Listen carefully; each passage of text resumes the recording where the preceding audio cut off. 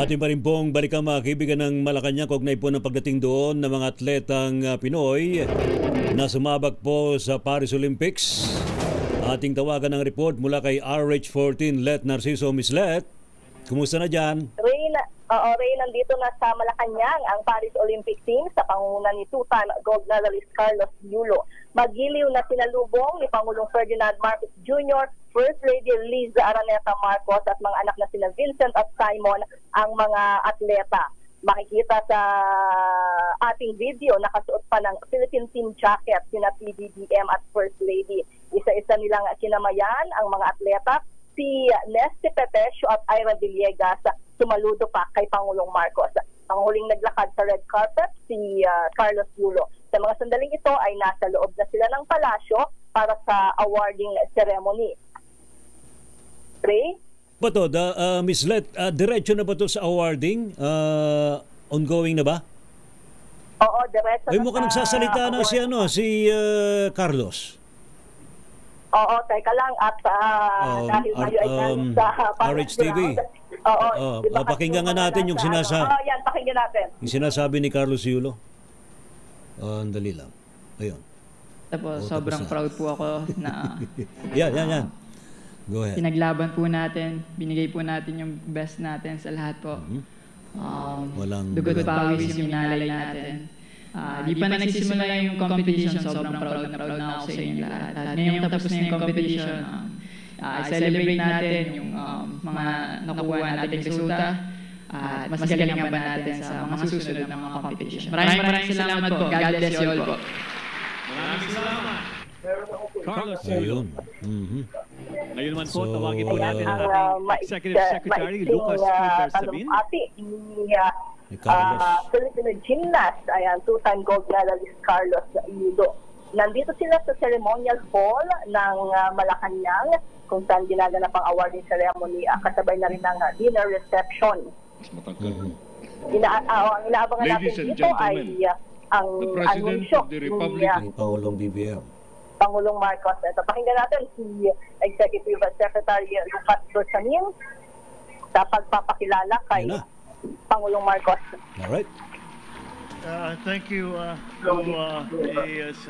Lucas Bersamin. Please take your seats. Alam ko nakabarong tayo pero hindi tayo masyadong formal dito. Kaya sinuot ko yung aking uniforme para ipagmalaki. Ito yung binigay ninyo sa akin nung nag-send off ako sa inyo. And wow, I never thought how proud I would be to wear it again because of the brilliant performance of our athletes.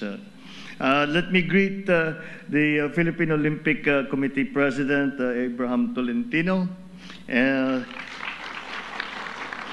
PSC Chairman Richard Bachman, our supporters and friends, so we could not do without in the private sector, fellow workers in government, of course, the First Lady Luisa Araneta Marcos,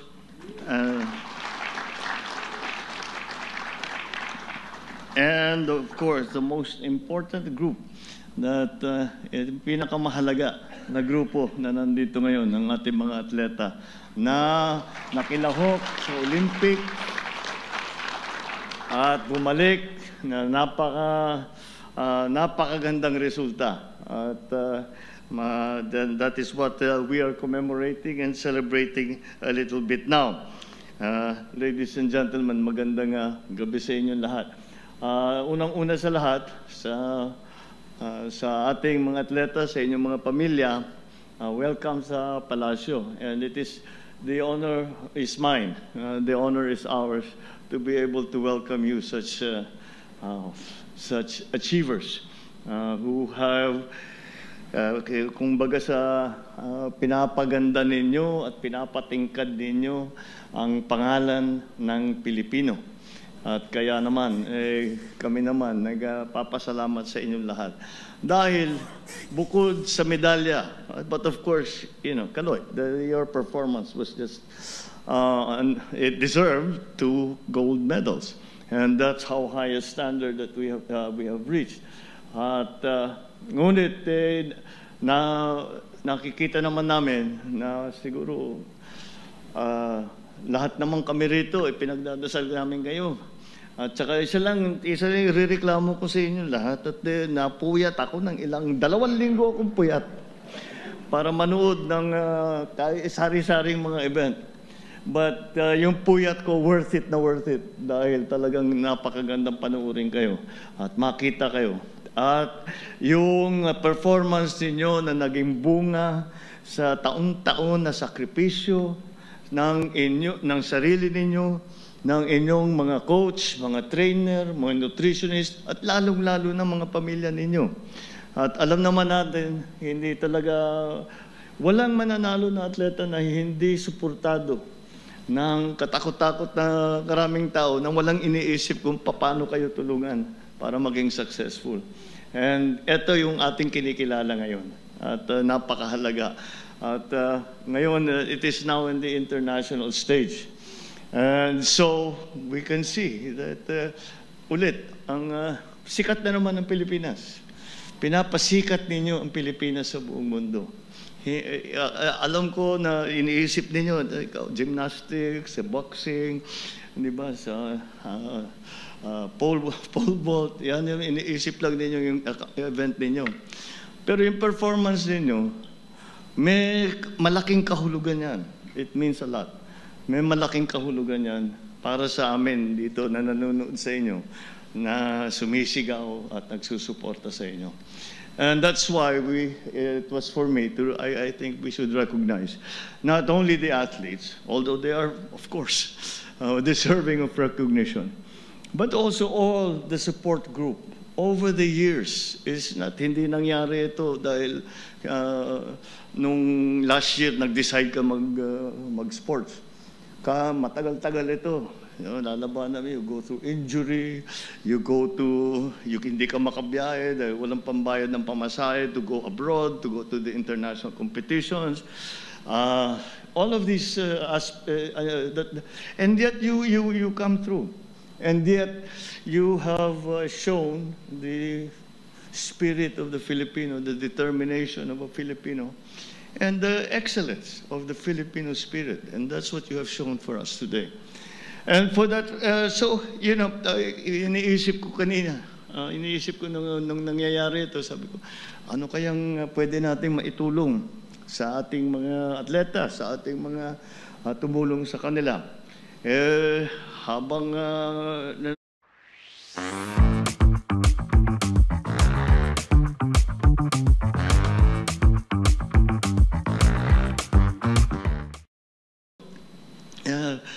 meron nang nagbigay, 2 pa.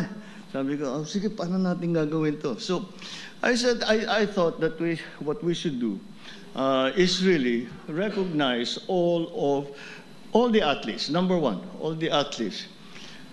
I think any athlete, kahit sinong atleta dito sa Pilipinas o saan man lang, na makapag-qualify sa Olympics, mabigat yun. That is an extremely difficult achievement to have managed.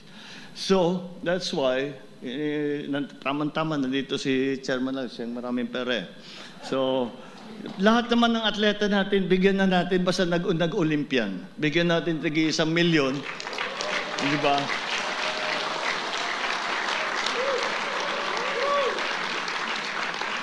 Ima-match pa ng Office of the President yung bibigay mo. Para at least matulong lang tayo. Bukod pa ron, dahil sa ating pangingilala sa mga lahat ng tumulong, the coaching staff, bibigyan din natin ng kalahating milyon para sa amin.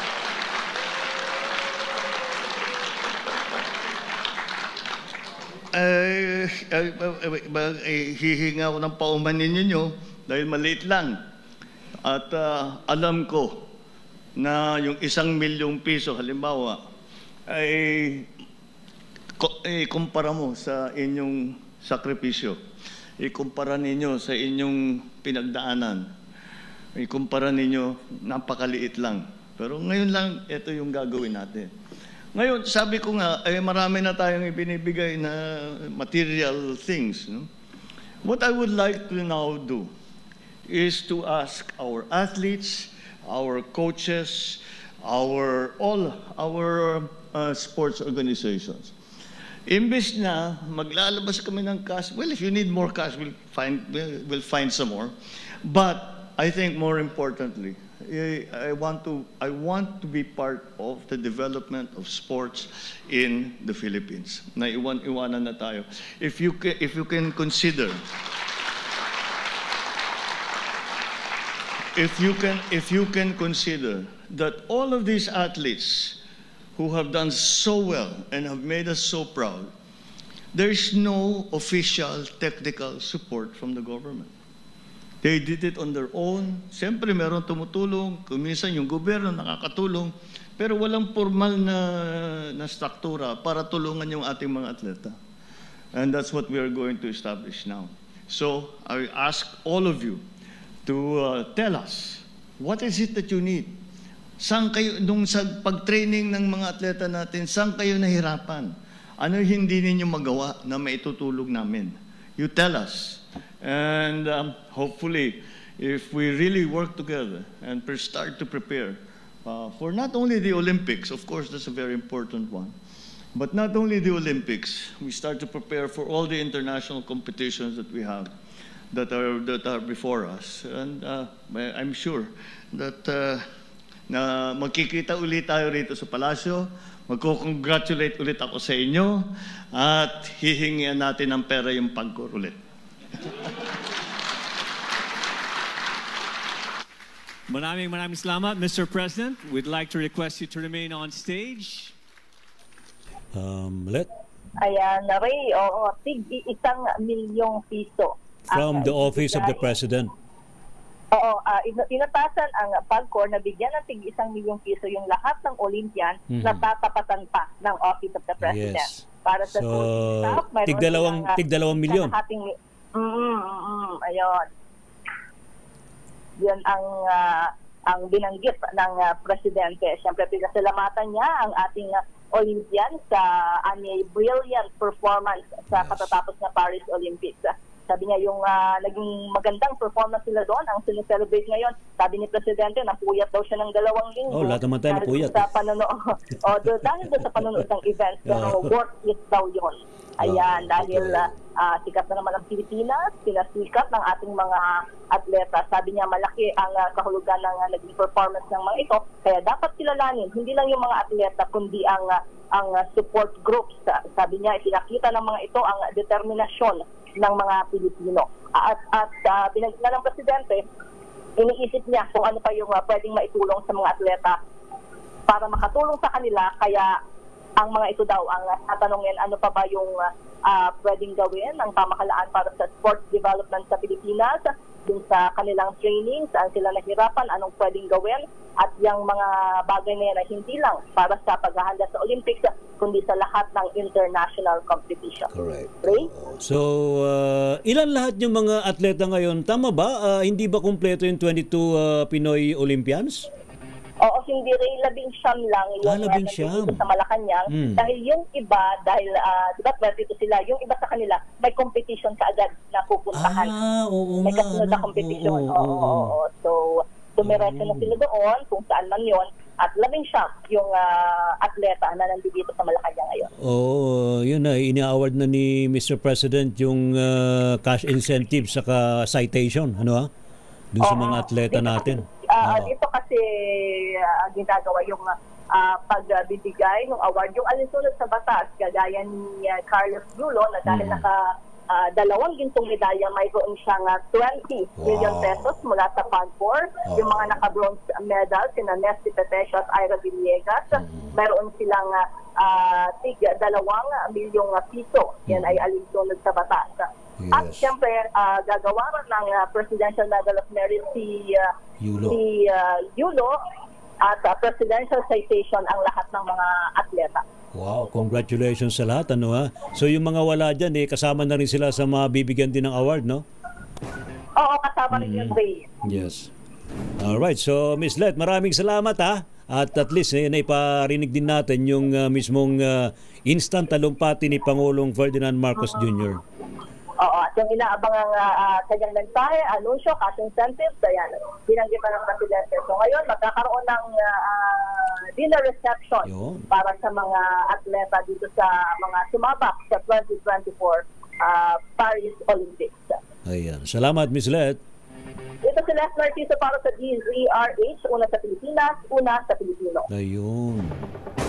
Ayun, si Samantha Katantan sa fencing pala to. No? Maraming salamat, Ms. Let Narciso, direct live from Malacanang. At balik po tayo sa programang Lunas.